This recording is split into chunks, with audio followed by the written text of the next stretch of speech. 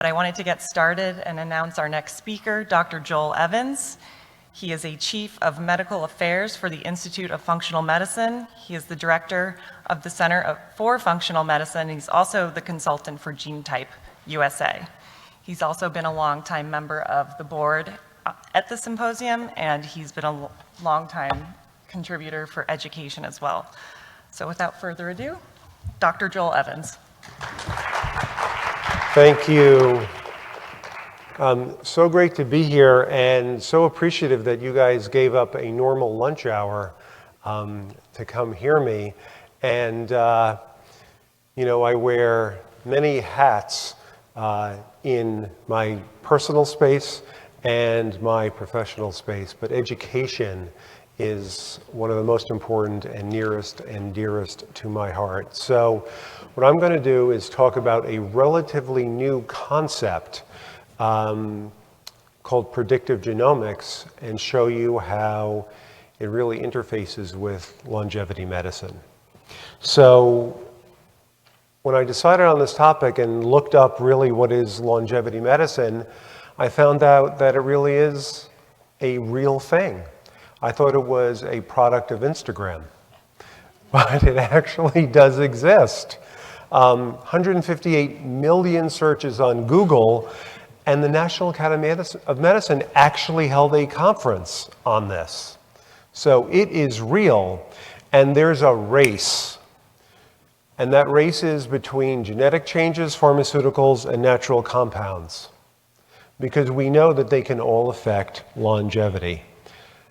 In the academic sphere, it's only been single interventions that have been studied so far. So it's advanced, personalized, preventive medicine. And we've all heard about new and exciting biomarkers. And that's what makes it so exciting, as we learn about these upstream biomarkers. And what I love about this particular paper is it talks about emerging fields and actually mentions functional medicine as part of the approach to longevity medicine. So that's longevity medicine. And what is predictive genomics? Predictive genomics is a relatively new form of personalized medicine. And that's what we know ideal care is all about. It's specific, individualized, and personalized to the person in front of us. And that's where genome sequencing is so important and data analysis is so important.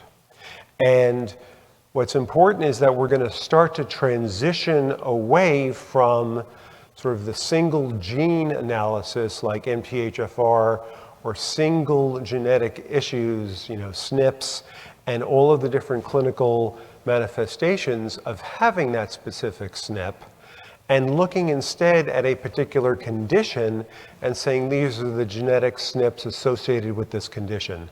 So it's leading by condition instead of SNP. And that makes it easier to grasp for a practitioner, easier to understand for a patient, and then easier to come up with a treatment plan that is more likely to be successful. So predictive genomics looks below the surface because we all understand the risk factors for different problems, and then there are things that we can't see. So if we look at breast density for breast cancer, we all know about that. We know about the methylome.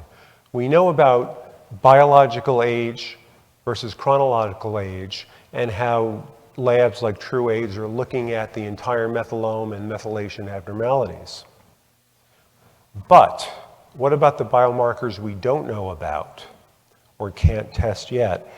What about association, not causation? And I think this is important to understand that there's actually some scientific validity to association. Because when I started this work and started digging a little deeper into, let's see why the view here is this way. But when I started getting a little deeper here,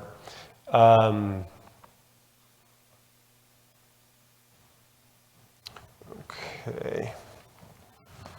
So when I started digging a little deeper into association, I realized that it's valid. Because I wanted to know the mechanism of a SNP. What biological process went wrong? What was sped up or what was sped down? And tell me how that affected health. Now, it doesn't matter. What matters is if you've got these associations, you're more likely to have a problem. And that's important not just for cancer, but for other chronic diseases as well.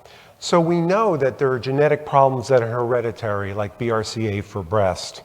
We know that people have diseases that cluster in families, and we haven't yet identified the genetic issue.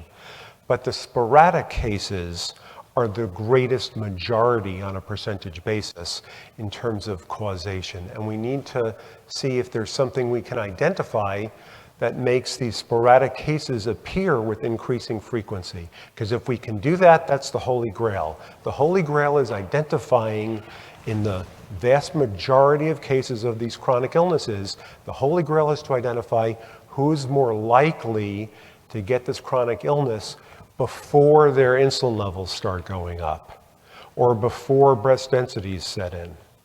That's the Holy Grail, because then you can decide who to focus on for specific therapeutic interventions. And so the genetics people talk about high, moderate, and low penetrance genes, which means are they very likely to cause a problem like BRCA or not very likely, with a relative risk increase of 1 or 2%. Well, it turns out that BRCA isn't very common, maybe 1 in 400. These other genes are very common. So you have genes that have a very high prevalence that don't increase disease risk tremendously. And these are SNPs, and predictive genomics uses these SNPs to identify those patients that are more likely to get a disease than not.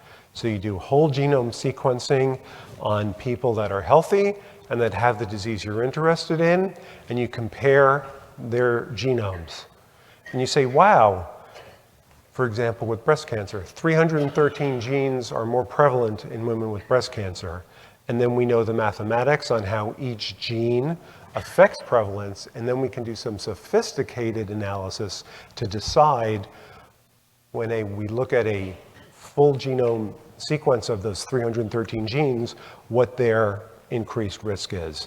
So putting these SNPs together is what helps us calculate genetic risk. And that's polygenic risk, called polygenic because it's many genes. And when you do that, you get something called a score, and that differs totally from BRCA because BRCA is that one gene, and we know exactly what that does. So 1 in 200 adults carry BRCA. That's high penetrance, meaning 60, 80% likelihood of getting a breast cancer, low prevalence, not very common. Yet 1 in 8 women develop breast cancer and 1 in 8 men develop prostate cancer. So every adult, every patient sitting in front of you has a disease-specific polygenic risk. The only difference is that some patients know what it is and some people don't know what their risk is. But we already have that risk, right? That's in our genetic code. So it's not about that one little SNP that has a small amount of risk. It's about looking at those SNPs together, because when we do that, then we can really have a measurable association of different diseases. So this is high prevalence, meaning very common, low penetrance, which means it's not a very dramatic increase in disease risk. So when we look at predictive genomics alone, we look at these full genome sequences of these two groups, we'll say 200,000 people, the UK Biobank study, for example, and we can say that common complex disease, that's what we all are striving to help, right? That's complex chronic disease. That's what's ailing our population. That's what's killing our healthcare system. They have a polygenic architecture. Wow. That's really not discussed a lot. So we can absolutely identify genetic variants that are associated with different diseases, and then combine those mathematical formulas to capture an individual risk for a certain disease. And it's done on heart disease, type 2 diabetes, breast, prostate, Alzheimer's, atrial fibrillation, and inflammatory bowel disease. This research is out there, and it is robust. So The Guardian published a piece, and this is just showing that there's now some commercial interest in this space. Will genome sequencing bring precision medicine to all? And the health secretary in the UK wants to bring this concept to the entire UK. That's really significant. And why? Because it leads to earlier diagnosis, which is important for complex chronic disease, because the earlier you make the diagnosis, then the downstream side effects, like of diabetes, of blindness and amputation and renal dialysis, don't happen as frequently. But more significantly is this concept about prevention. And this is what we as functional medicine, integrative medicine providers love to do. Like I say, okay, I get really excited here when I'm working about prevention. Because not only is that something that we love to do, it works really best. It's easier to prevent diabetes than it is to reverse it. We all know we can reverse it, but it's so much easier to prevent than to reverse. So what if we could combine this power of predictive genomics with clinical, or what we call phenotypic factors? So what if we could combine them? Might they be more powerful together? So let's look at heart disease. Integrative polygenic tool substantially enhances coronary artery disease prediction. I wish I knew about this in my clinical practice years ago, or 8 months ago. So the question, can genetic data help in addition to the standard lipid profiles, height, weight, etc.? And so here's a paper talking about a polygenic risk score, combining it with risk factors. And what they found is that changed classification. What that means is if you were low risk, you went to high risk. If you were high risk, maybe you were down classified a bit. So here they up-classified 7% of people. And you can tell this wasn't written by a functional medicine doctor, because they said if the genetics and the clinicals are put together this certain way, it warrants statin prevention. So I'm not disagreeing with this. That really may be true. But for me as a functional medicine practitioner, again, I start salivating. Okay, I'm going to prove this author wrong and say I can do this without giving the statins. Or maybe if I have to give the statins, I can do it at a lower dose and do it in a way that'll be less damaging. So that's really exciting stuff. So these risk tools that includes polygenic risk outperforms current risk stratification and gives an opportunity for early intervention. How exciting. So again, combining polygenic risk with clinical risk factors, let's move to colon cancer. Could that be helpful? So looking now at 45 SNPs, when I talked about breast, I mentioned 313, and looking at family history and combining these. Combined model improved risk stratification twofold. So it's more accurate. It's twice as accurate than just doing classic risk stratification. So we can identify people that don't have a family history, but have a high risk that is equivalent to having one affected family member. Because for colon cancer, it's all about family history for accelerating screening. So here's another tool that can say, well, you know what?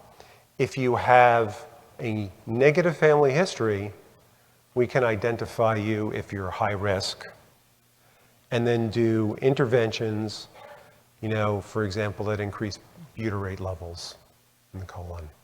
And what are the probiotics that might do that? Or what are the nutritional approaches that might do that?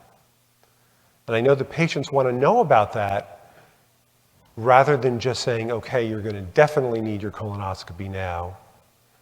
And most of them will do that, but it's like, well, what else can I do other than my colonoscopy? So this is so helpful because we know what to tell our patients to do in addition to the colonoscopy. So it identifies people who don't have a family history, who have that elevated predictive risk. What about prostate cancer? So if you're lucky enough to have a man come into your office to see you, and you all know what I mean by that, but if you are lucky enough to come in, or to have a man come in your office that's interested in preventive medicine and preventive health, you're going to talk about prostate health. And this model, using genetics or genomics, this polygenic risk score, combined with phenotypic factors, can identify more men at high risk. And it can also identify men that are very, very low risk. And both groups are important to identify because it informs decision making. So this leads to a 30 to 56% reduction in overdiagnosis. Why is that important? Because nobody in the healthcare system wants to deal with a patient that's been diagnosed with prostate cancer and it's going to be an indolent, slow-growing prostate cancer. So how do we work with this sort of directive that we want to diagnose all the ills that our patients have versus there's really no benefit and sometimes a negative to knowing certain things. So this doesn't help us with the indolent versus the aggressive prostate cancer, but it tells us more likely the people that are at low risk. So the screening then becomes different. And when the screening is different, you're then less likely to make an overdiagnosis. So that's the role here. What about pancreatic cancer? We're all afraid of pancreatic cancer. We're afraid of pancreatic cancer because we know what a pancreatic cancer diagnosis means. We also know there's no good screening tool for it. So there's no good way to identify who's at increased risk. Well, if we combine predictive genomics with some clinical factors, we can figure out who's at increased risk. And those patients then can be put into different screening protocols. And then you're not always dealing with my relative was fine and then found out that they had stage 4 pancreatic cancer. So lifetime risk of almost 2%. It's not rare, but it's pretty lethal.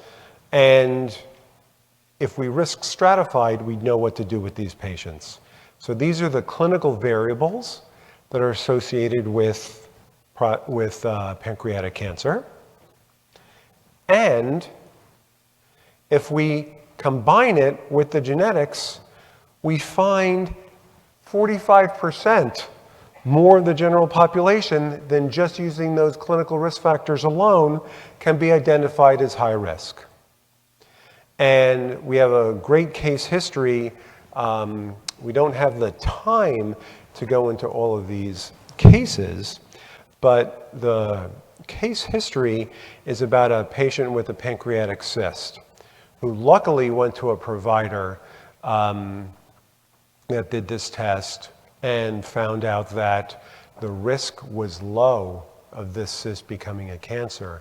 And the pancreatic surgeon, and as you know, that's a very specialized group of surgeons, said, I'm comfortable using this information as part of my thought process in deciding if I want to go after this cyst operatively.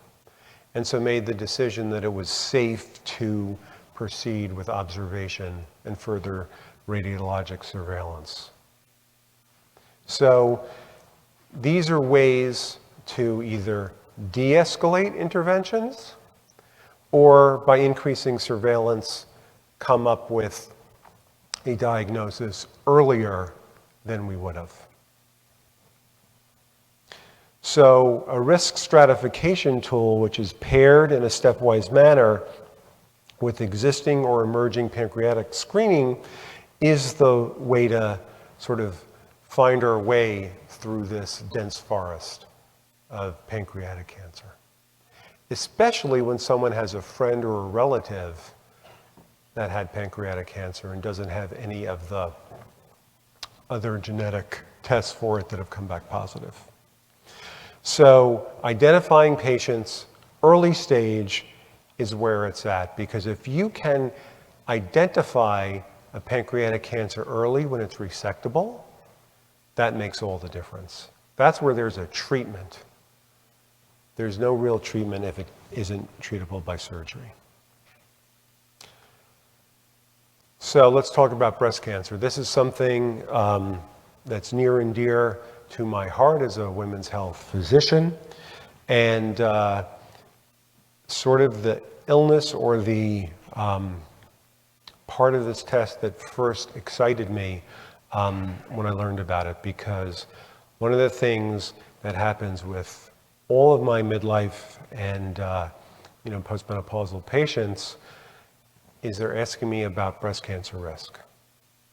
And my very educated group of patients that have dense breasts, and we know that 40% of women have dense breasts, and they say, I have dense breasts, and all my other doctor has done for me is given me an ultrasound in addition to my mammogram. And when I asked why, they said because the mammogram isn't as effective with dense breasts, so they're doing the ultrasound to see if there's a mass in your breast. And I said, well, does that mean that I'm at a higher risk for breast cancer? And they said, well, the data shows you're at a higher risk for breast cancer, but that's most likely because the mammograms aren't as effective.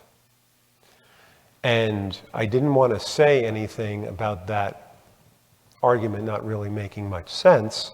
But what I'm thinking about is a gentle way to say, which is something that's in the literature now, which is that dense breasts are dense because of the metabolic activity within the breast.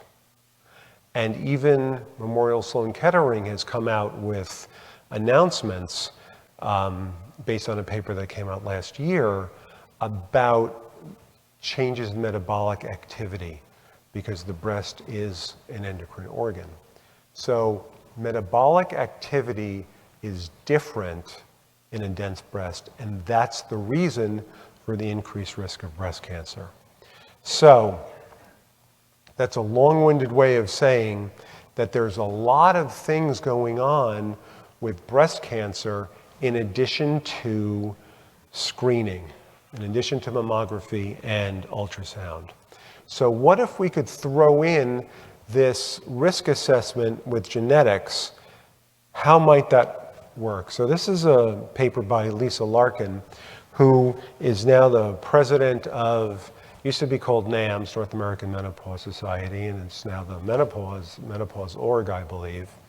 And I actually had a wonderful conversation with her, weeks ago talking about this topic, and this is something that she's very, very excited about. So this is something that people that really understand what's going on with breast health, that really understand what's going on with women's health, they are grokking this and grasping it and really interested in learning about clinical application and how do we train our doctors about this stuff.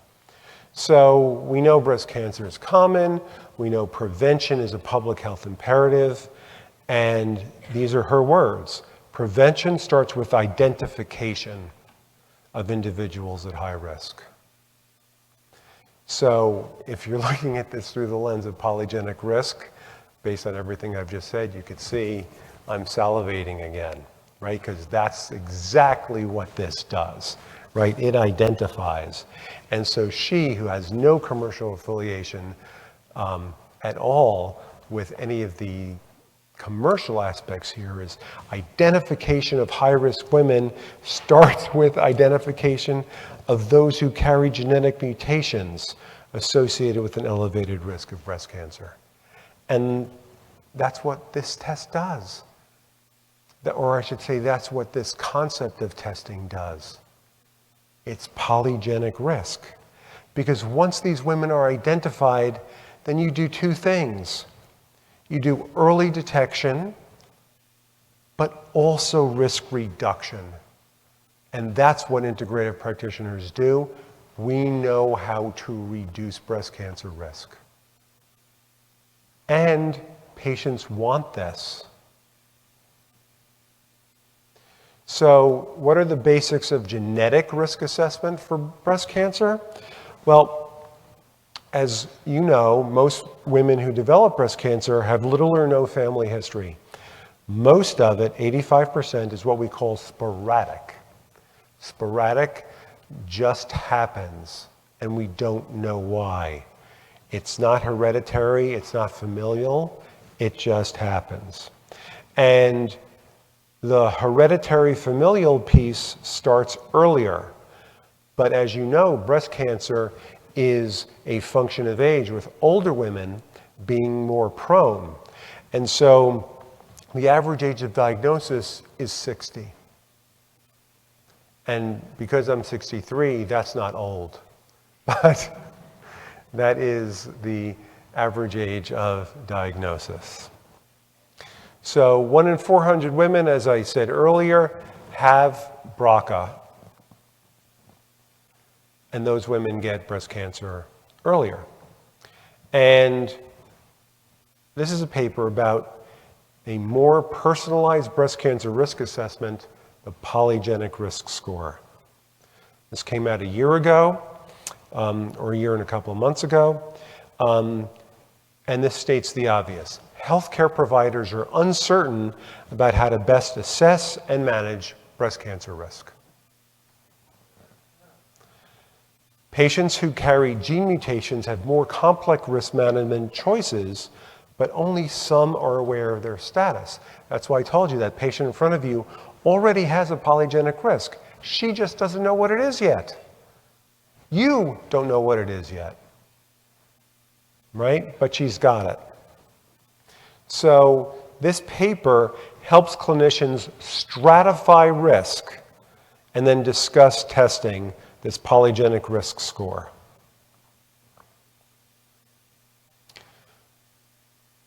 Major component of accurate breast cancer risk prediction. The potential to improve screening and prevention. And that's what we're about. So if you have an elevated polygenic risk, the first thing you have to do is make sure the patient doesn't have a small breast cancer that you don't know about. So that patient, if, for example, has a risk above 20% lifetime, they'll be eligible for an MRI. So getting a breast MRI. If the patient has a 5-year risk that's above 3%, and some organizations say above 1.65, then those patients are eligible for risk reduction medication, like tamoxifen or raloxifene, or if they're menopausal, an aromatase inhibitor.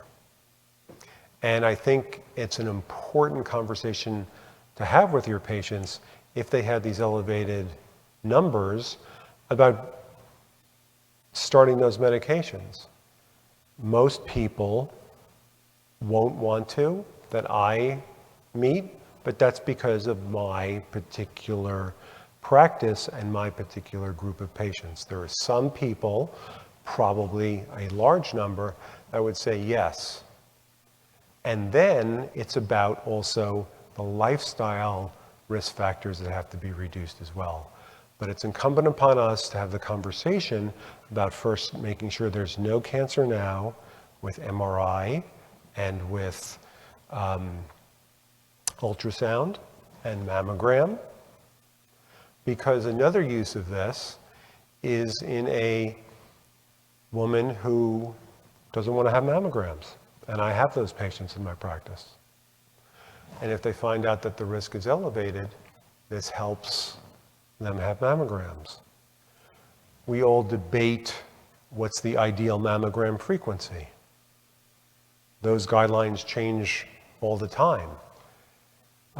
Sometimes I think if the mammogram recommendations wouldn't change, IFM wouldn't keep me in charge of the hormone module because there'd be no purpose for me other than continually updating the mammography screening guidelines, right? So it keeps me busy figuring out all of these new screening guidelines. But what a elevated risk of breast cancer does is it makes you more focused on that screening. And what a lower risk does is it allows you to exhale a bit. Because the challenge with mammography is that we take our highest risk patients and give them a procedure which is exposing the breast to radiation, which we know is carcinogenic. So why do we want to expose every woman to a breast carcinogen at an increased frequency? So this helps inform that discussion. It helps inform that conversation about mammogram frequency. And also when to start having mammograms. So we can do this test in women as young as 30. So those that want to minimize mammography may want to push then their first mammogram a little bit past 40.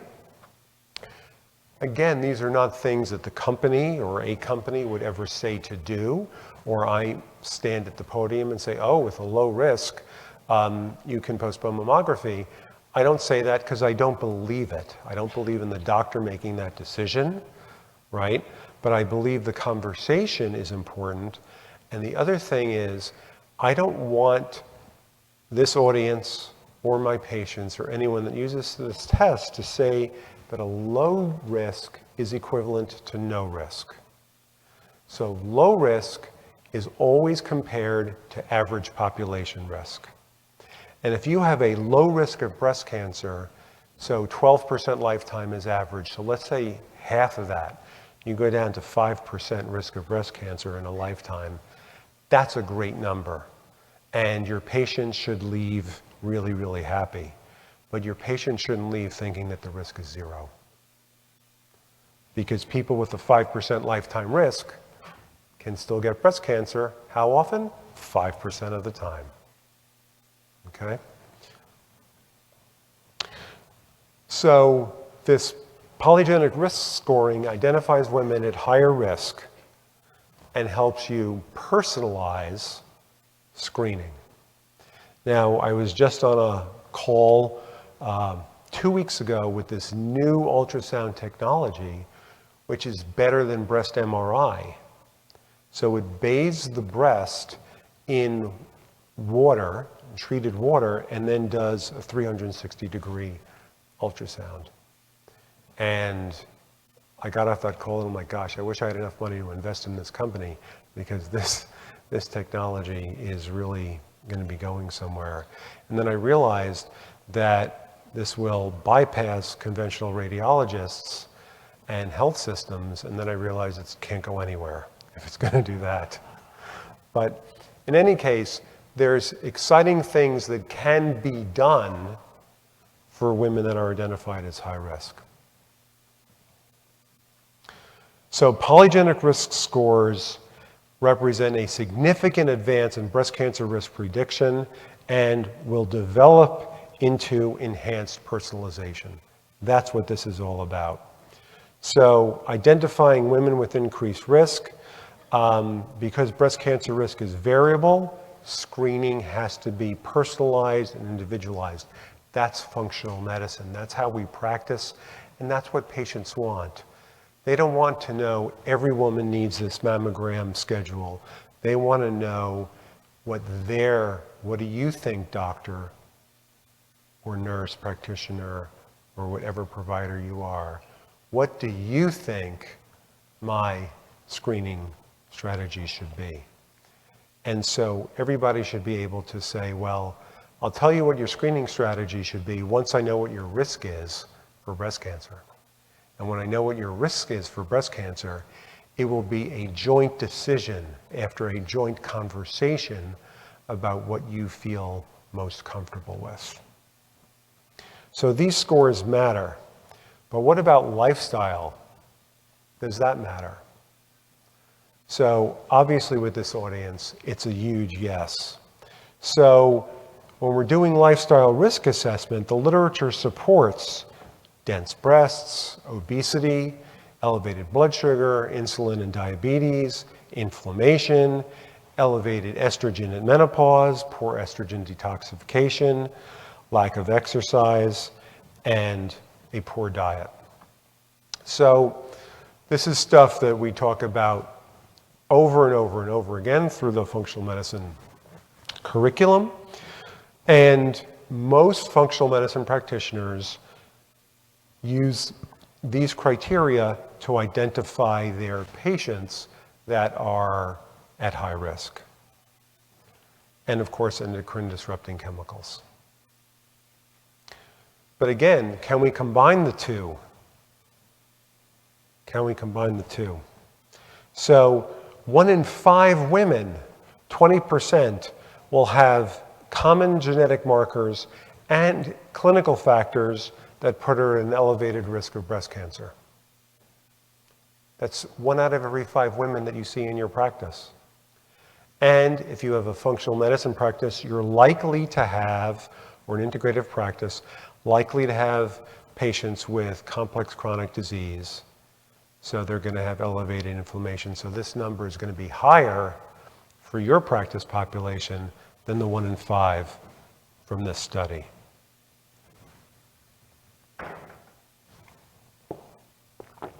So let's combine polygenic and lifestyle risk. What's the scientific support for this?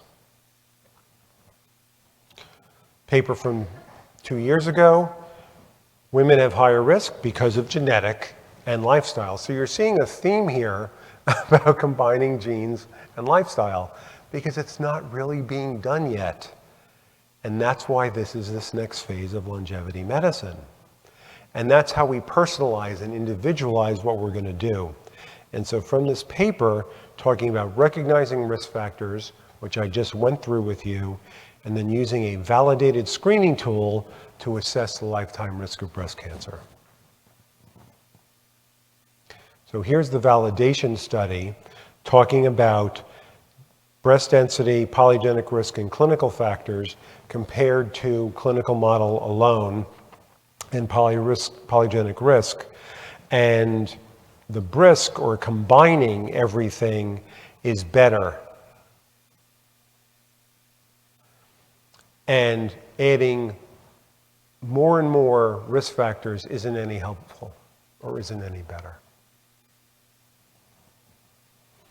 And if you're interested in some of this data, I can find one of the authors for you somewhere in the room.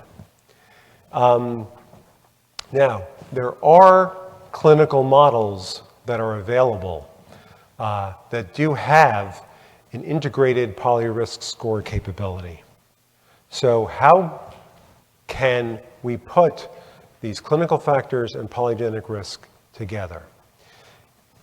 There are differences here, and as you know, on my disclosure, I'm a consultant for geneType on the right here, and I can tell you that there are reasons that geneType is the best because of the sort of the ease of the inputting of the clinical risk factor data so that they don't have to use all of the questionnaires that are out there or answer all of the questions.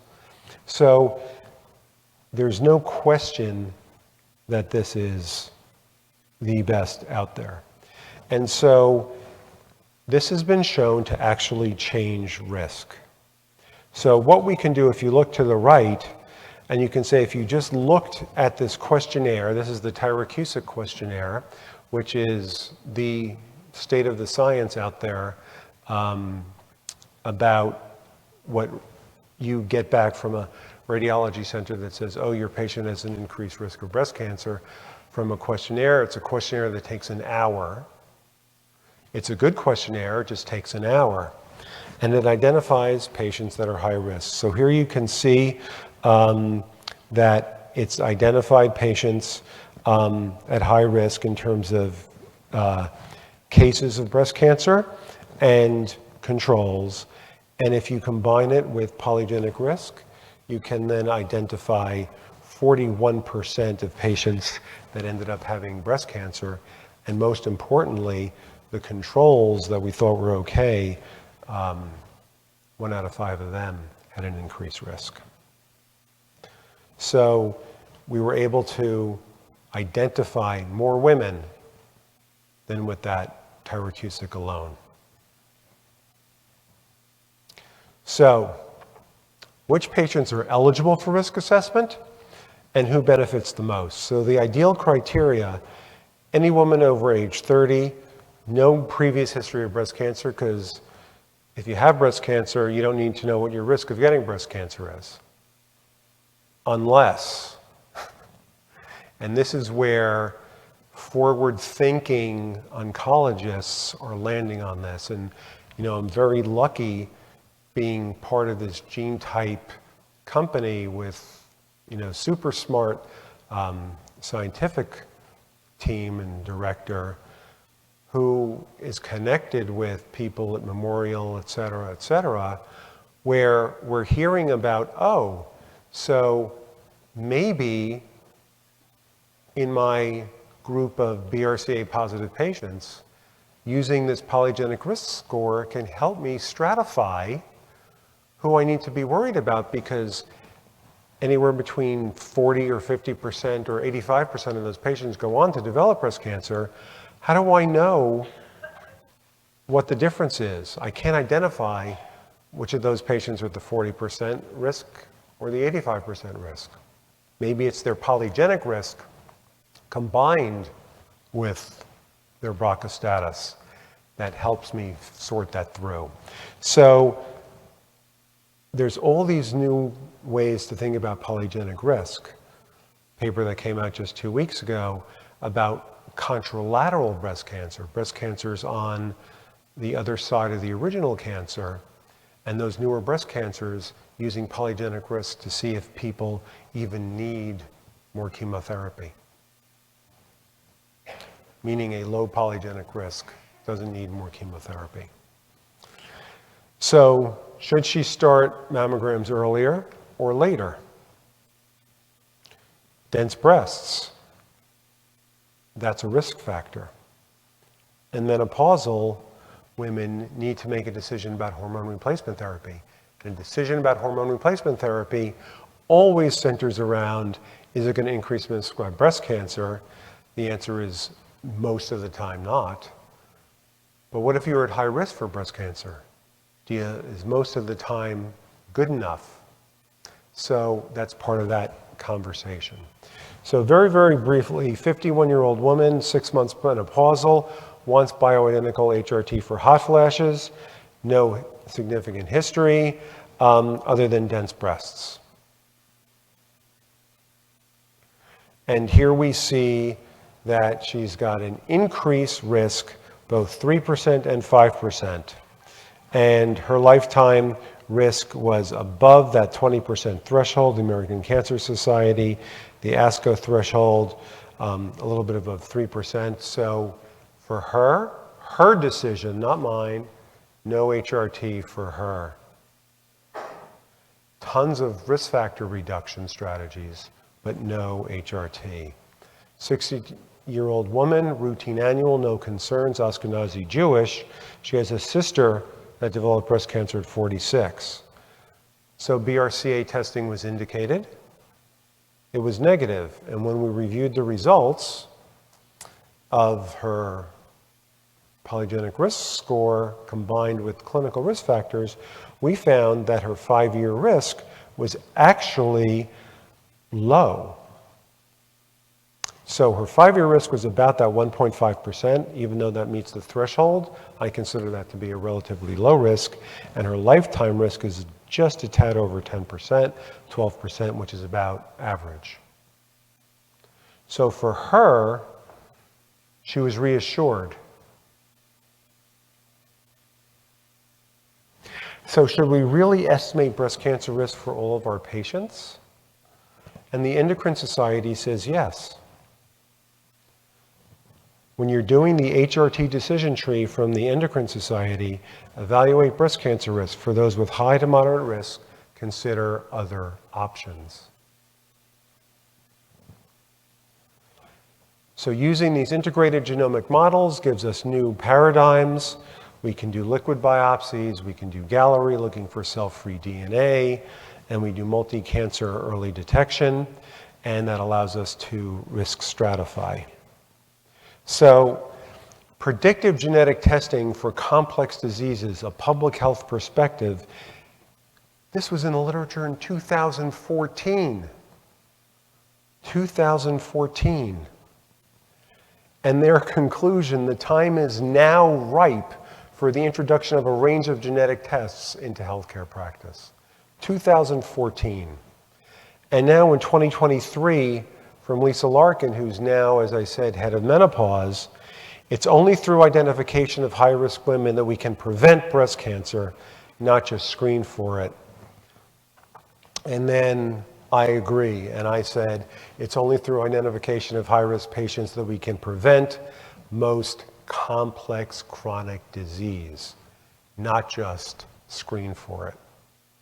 And that's what longevity medicine is, folks, because healthcare dollars are becoming scarce.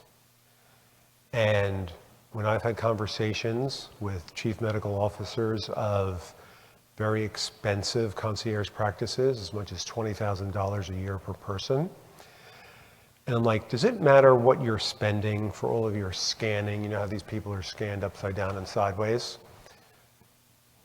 That's expensive. And I said, well, do you want to save money? And they said, yes.